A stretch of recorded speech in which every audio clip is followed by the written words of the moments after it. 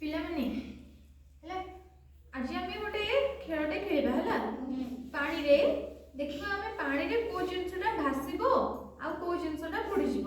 ଏଠି ମୁଁ କିଛି ଗୁଡ଼ାଏ ଜିନିଷ ନେଇଛି ହେଲା ଯେମିତି କି ପତ୍ର ଚାଉଳ ମଟର ଆଉ ଏଟା ଡାଲି ଚକ୍ କ'ଣ ଏଟା ପଥର ଏଟା ଗୋଟେ ଖେଳ ଛୋଟ ଛୋଟ ଖେଳନା ଏଟା ଚକ୍ ଦେ ଏଟା ପ୍ଲାଷ୍ଟିକ ର ଗୋଟେ ପତ୍ର ଏଟା କାଠ ଏଟା ପେନ୍ର ସ୍କେଚ୍ ପେନ୍ର ଏଟା ତାର ଆମେ ଦେଖିବା କୋଉ ଜିନିଷଟା ବୁଡ଼ିବ ଆଉ କୋଉ ଜିନିଷଟା ଭାସୁଛି।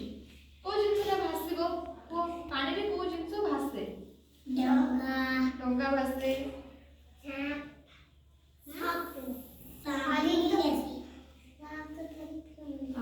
ঠিক আছে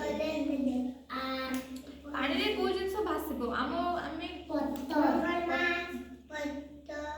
ପତ୍ର ଭାସେ ଡଙ୍ଗା ଭାସୁଛି ଆଉ କାହିଁକି ଭାସୁଛି? ତାର ଓଜନଟା କ'ଣ ହାଲକା ନାଇଁ କି ସେଥିପାଇଁ ସେ ଡଙ୍ଗାଟା ପାଣିରେ ଭାସି ପାରୁଛି ନାଇଁ କି।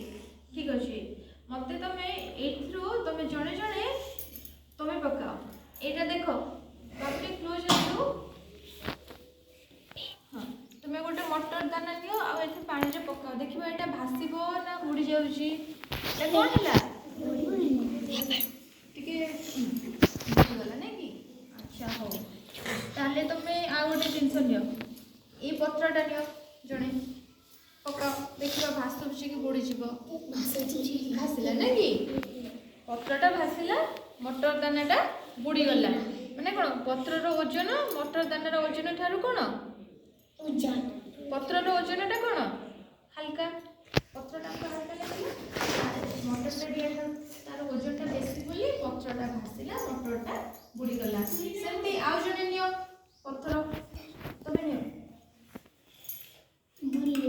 କ'ଣ ହେଲା ବୁଡ଼ିଗଲା ନାଇଁ କି। ଆଚ୍ଛା କାହିଁକି ୟାର ପତ୍ରର ଓଜନ ଠାରୁ ପଥରର ଓଜନ କ'ଣ ଅଧିକ ଥିଲା ସେଥିପାଇଁକା ବୁଡ଼ିଗଲା।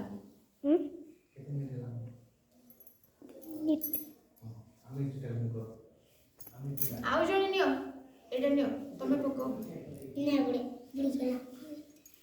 ଏଇଟା ମଧ୍ୟ ବୁଡ଼ିଗଲା ନା କି। ଆଚ୍ଛା ହଉ ତାହେଲେ ତମେ ନିଅ ପକାଅ ବୁଡ଼ିଗଲା ନା କି। ଆଚ୍ଛା ହଉ ତମେ ଗୋଟେ ପତ୍ର ନିଅ ଏଇଟା ବୁଡ଼ିବ ନା ଭାସିବ ଦେଖିବା ଭାସିଲା ନା କି। ହଉ ଆଉ ତମେ କ୍ୟାପ୍ଟା ନିଅ ଏଠି ପକାଅ ଏଇଟା ମଧ୍ୟ ଭାସିଲା ନା କି।